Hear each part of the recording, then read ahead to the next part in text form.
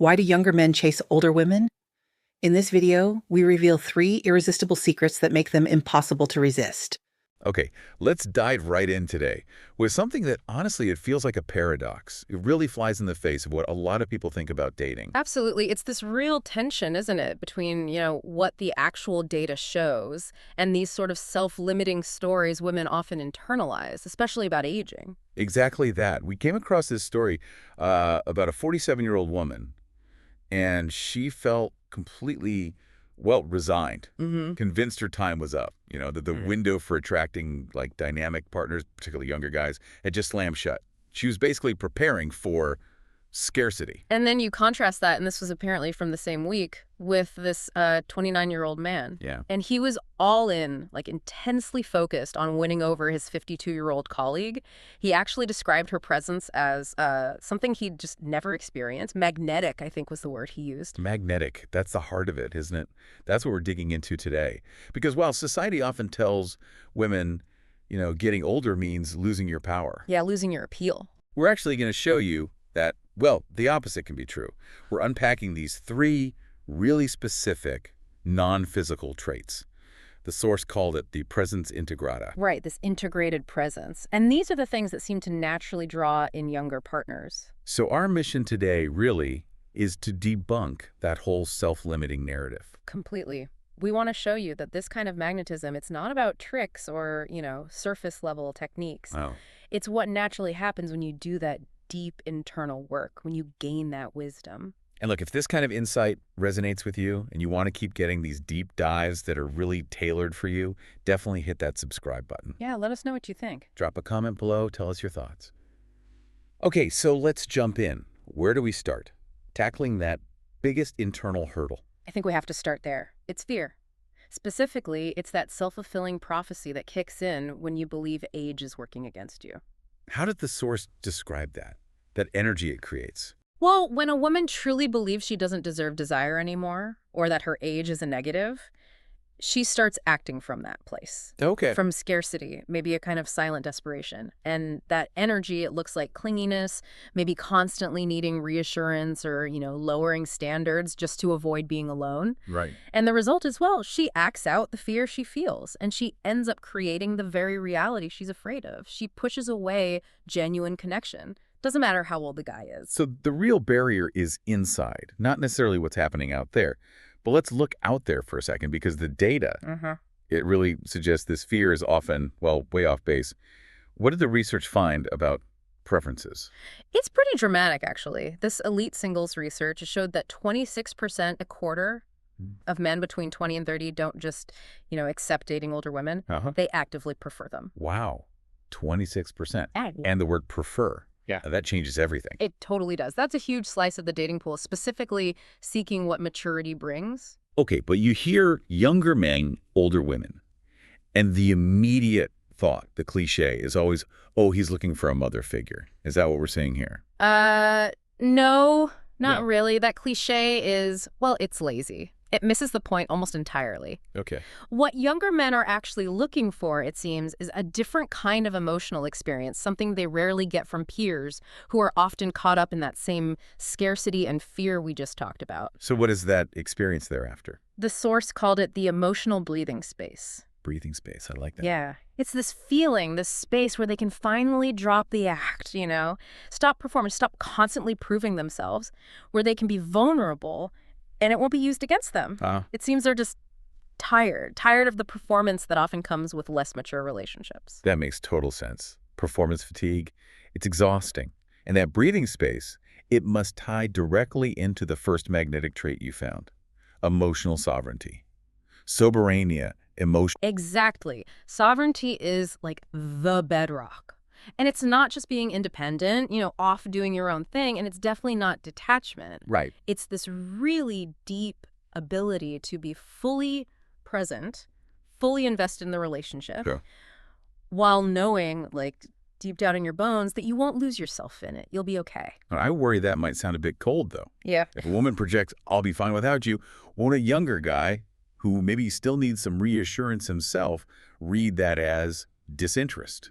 Mm, that's the key distinction, isn't it? True emotional sovereignty, let's just call it sovereignty, it sends two messages at the same time. Yeah, what are they? First, I choose you. I want to be here with you. I value this. And second, and I will be okay if, for whatever reason, you choose to leave. Wow. That takes all the pressure off, doesn't it? Removes that Mm-hmm. transactional feeling. It creates what we're calling relational tranquility. Just think about what it's like for a lot of younger men today. They're often used to partners who kind of fall apart over an unreturned text or need constant validation, constant proof, where every little thing is analyzed for signs of rejection or commitment. That's exhausting to navigate. You had that great anecdote that illustrated this, the 30-year-old guy dating the 48-year-old woman. Yes, he put it perfectly. He said, "It's the first time I haven't felt like I'm walking on eggshells." Wow.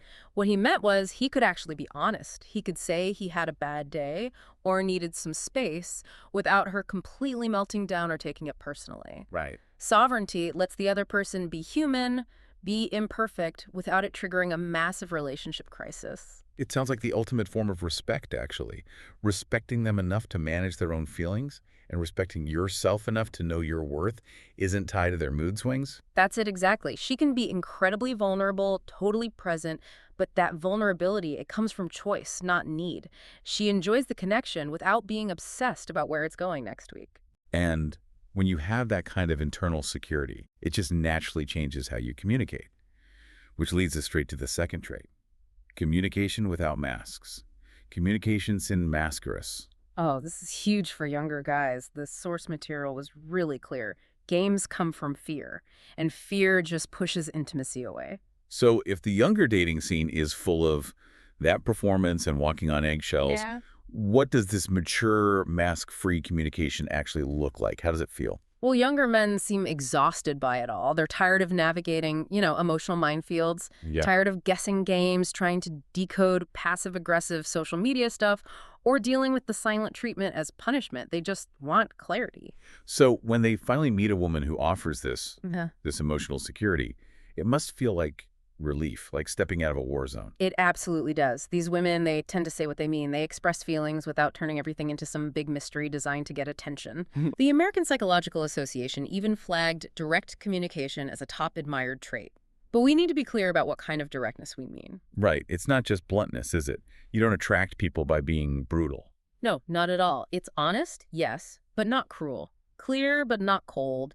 It's being able to say, I need some downtime tonight, directly, without manipulation or making it a huge drama. Okay.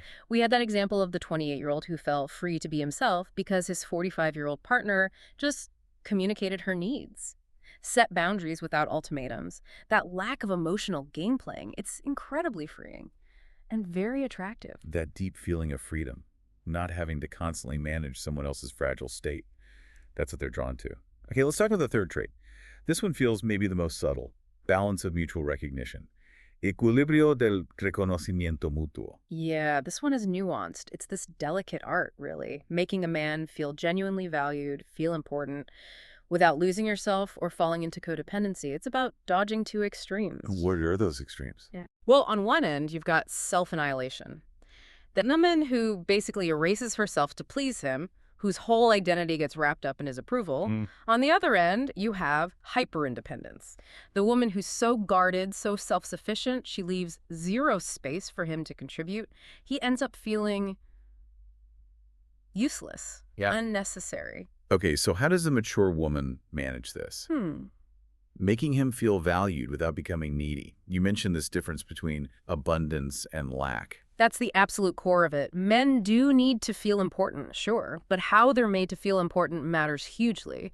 Does it come from her fullness, her abundance, or does it come from her emptiness, her lack? Can you give an example of the difference? Think about the underlying message. Lack sounds like, I desperately need you, fix me, complete me, I'm broken without you. Right, the pressure. Exactly. Abundance sounds like, my life is already full and good, and I deeply value you because you add something wonderful and unique to it. Ah. So when the appreciation comes from abundance, it feels like a gift, not a demand. Precisely. There was that Men's Health finding 68% of young men felt older women offered more genuine support and appreciation. 68%. Yeah. And the secret sauce is how it's given. It's celebrating his value from her own place of security, not dependency. This kind of appreciation, it doesn't come with strings attached, constant drama, or some hidden emotional bill later. This is all really compelling. Sovereignty, clear communication, recognition from abundance. But let's be real. This sounds like the recipe for, well, the perfect partner. These are amazing traits. How does someone listening actually get them? And that is the most crucial point. These three things, sovereignty, maskless communication, mutual recognition, they aren't tricks. They're not strategies you can just, start doing tomorrow. Right. They are the natural outcome, the result of serious internal work, self-healing, self-knowledge, often gained over years, decades even. And if you try to fake it, just act sovereign. Fails immediately. People, men included, are incredibly sensitive to energy, to emotional offness. If you're acting sovereign or pretending directness, that inauthenticity is felt instantly. Yeah. And that's the opposite of magnetic. So the real shift happens when a woman starts seeing her age, her experience, her wisdom, not as a liability, Not at all. but as the very source of this presence integrata, her actual competitive edge. That's it, exactly. Look, younger men can find physical beauty easily among their peers. That's abundant. What's scarce, what's incredibly valuable because it's rare, it's access to this deep, non-judgmental, authentic connection, emotional maturity. That's the superpower creating the scarcity they desire. Okay, but we do need to acknowledge the real world here. If you do end up in an age gap relationship, there's often social judgment. People stare, they whisper, they make assumptions. How does the sovereign woman handle that? She handles it with grace, mostly because she's secure in her own choice. The best way to deal with criticism isn't getting defensive or justifying yourself. So what is it? It's what the source called living your truth with such authenticity that it becomes impossible to question your happiness. When you are genuinely happy, genuinely comfortable in your skin and with your choices, that energy, it tends to disarm people, even the skeptics. When you're operating from that radical authenticity, the outside noise just doesn't have the same power, does it? Because your own foundation is solid. It's really the only way to live authentically outside the mainstream script. Okay, so if you're listening right now and you want to shift from that feeling of fear or resignation towards this genuine magnetism, let's quickly recap the path forward. How do you cultivate these traits through that internal work? Okay, for sovereignty, practice being the internal observer. Notice when you feel rejected, maybe a text goes unanswered. Pause. Watch your reaction before you act on it. Remind yourself his actions don't define your worth. And crucially, keep your own life rich. Hobbies, friends, passions, things totally separate from your relationship status. Got it. And for communication without masks. Get brutally honest with yourself about your patterns. Do you use silence to punish? Do you hint or manipulate to get attention? See those fear-based habits for what they are. Then practice stating your needs clearly, directly. Remember, vulnerability from a place of strength. That's incredibly attractive. And lastly, mutual recognition. That really comes down to self-respect. Keep promises you make to yourself. Understand that you choose to value him because he adds to your already awesome life, not because you need him to fill a hole.